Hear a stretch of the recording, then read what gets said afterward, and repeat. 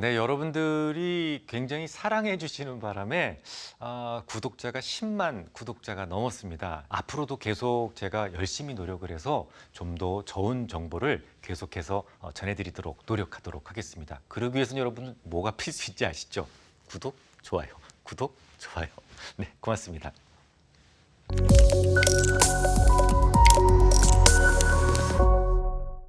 네, 오늘 배우실 내용은 예술적 분석 24번째 이야기, 성장이 멈춰버린 엘리엇입니다. 예술복습 충분히 하고 계시죠? 사실 제가 가르치는 예술적 분석이 별로 인기가 없어요. 이 개인 투자자들은 어떤 형태가 되든 정석적인 패턴만을 원하는 그런 경향이 좀 짙거든요. 무조건 상승하는 패턴에 늘 목이 말라 있다는 얘기죠. 뭐 상승, 장악형, 색별형 이렇게 아주 손쉽고 확정적인 상승 패턴을 누구나 좋아하십니다. 이런 말도 안 되는 일이 우리나라에서 가능한 이유는 이 전 국민이 공식화된 공부에 익숙하기 때문이다 라는 말씀도 드렸습니다. 그런 개인 투자자들에게 이 차트의 원리와 구조를 이해시키려는 저의 노력은 아무래도 인기가 없을 수밖에 없죠. 하지만 그렇게 쉬운 패턴 공부는 오히려 독이 됩니다. 오늘은 공식화된 패턴 공부가 독이 되어버린 실제 예를 들어드리겠습니다. 2000년대 초반에 등장했던 이 엘리엇이라고 하는 엘리엇 파동 이론이라고 하는 것이 패턴에 목마른 투자자들의 마음을 빼앗기에 충분했어요. 일단 우리는 정세에 너무 잘 맞습니다. 살짝 복잡하면서도 대부분 이론이 공식화되었기 때문이었어요.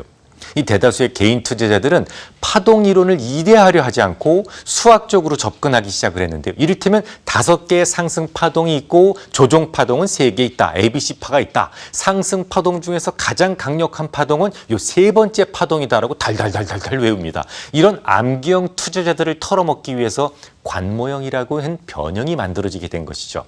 자, 일단 차트를 봐주시기 바랍니다. 자, 지금 동그라미 지점이 시작 지점이었어요. 그 후로부터 5번에 걸쳐서 상한가에 들어가 버리고 그 이후에 첫 번째 조정을 보이게 되는데 개인 투자자들은 여기에 눌림목이라고 생각을 하고 엄청 매수가 들어갑니다. 추가적인 상승이 있을 것이라는 확신을 갖게 되죠. 물론 그 유명한 엘리어트 파동 이론에 대한 믿음 때문이었어요. 3번째 파동이 가장 강력하고 길다라고 외우고 있었으니까 노란색 박스에서 자발적 매수에 들어갔을 겁니다. 사실 엘리어트 파동 이론에 따르면 2번째 상승 파동, 즉 상승 3파동은 적어도 첫 번째 파동의 1배 이상이다. 1.6배까지 늘어진다. 그 상승의 파동이 그렇게 진행된다라고 되어 있었고 첫 번째 상승 파동이 5개의 상한가로 이루어졌으니까 이거보다는 길 것이다. 최소한 대부분 투자자들은 1차 조정이 대략 마무리되고 나서 더욱 강력한 3번째 파동이 시작될 것이다 라고 상상을 하게 되는 것이죠. 만약 그리 생각하지 않았다고 하더라도 친절하게 리마인드를 시켜주는 자칭 고수들이 참 많았습니다. 참 우리나라처럼 세력질에 먹기 쉬운 나라도 없어요. 다시 강조드리지만 개인들이 원하는 모습은 무엇든지 만들어줄 수 있다는 점을 하시라도 망각해서는 안 됩니다. 뭐 그들이 시간이 없겠습니까? 돈이 없겠습니까? 자, 그러면 그런 모습에 대해서 어떻게 대처를 해야 되는지를 설명을 해드리도록 하겠습니다. 첫 번째, 관모형은 전고점을 반드시 넘어가겠죠. 이게 이제 유혹하는 거니까요. 고점을 돌파하는 모습을 보고 들어오는 개인들을 유혹하기 위함이니까요. 두 번째, 직전에 형성된 절점을 3영업일 이내에 훼손시킨다면 거의 관모형으로 완성됐다고 볼 수 있어요. 버려야 된다는 얘기입니다. 이 절점과 원인점에 대해서는 조금 복잡하니까 나중에 다시 설명을 드릴게요. 매우 중요한 것은 중요한 지점이 훼손되면 뒤도 돌아보지 말고 즉각 나와야 된다는 점이에요. 이 자세히 살펴보시면 본격적으로 하락 추세로 전환되기 직전에 좀 더 강해지면서 직전 고점을 돌파하는 모습이 확인되십니까? 개인들이 좋아하는 전고점 돌파를 만들고 물량을 자연스럽게 덤프업시키고 빠르게 무너지게 됩니다. 이런 패턴이 관모형이란 말인데 중요한 것은 역시 투매가 나오지 않아요. 왜? 개인들이 너무 절실하게 믿고 있기 때문에 거래량은 비교적 한산한 편이다라는 점에 유의를 해서 보시기 바랍니다. 당시 들불처럼 유행했던 엘리엇 파동을 누구나 알고 있었기 때문에 굳이 떠넘기려 노력할 필요도 없다는 얘기죠.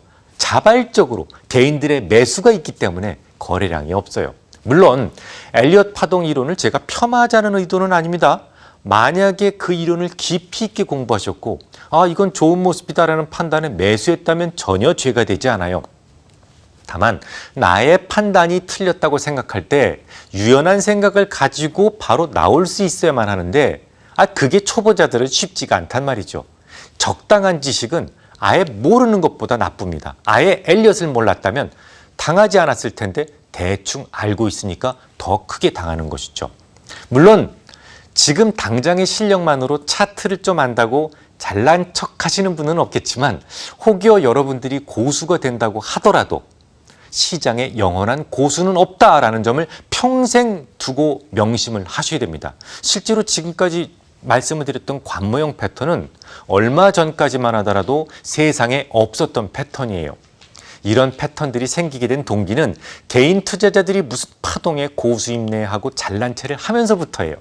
실제로 우리나라에서는 자칭 파동의 고수가 트럭으로 수십 트럭이 나왔었으니까요. 이 종국이든 정치가든 이 조그마한 사람들이 주로 많이 떠드는 것을 이해하지 못하는 것은 아닌데요.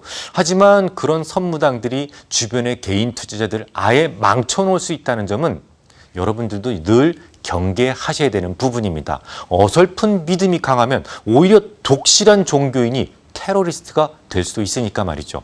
다시 강조드립니다. 영원한 수익을 보장해주는 단순한 패턴 존재하지 않습니다. 지금까지 제가 알려드린 패턴 역시 오래가지 못해서 상대적 우월성을 상실하게 될 거예요. 차트는 유행에 가깝습니다. 시장의 차트 해석 수준이 높아지면 높아질수록 그에 걸맞는 속임력 역시 같이 발전하게 되어 있습니다.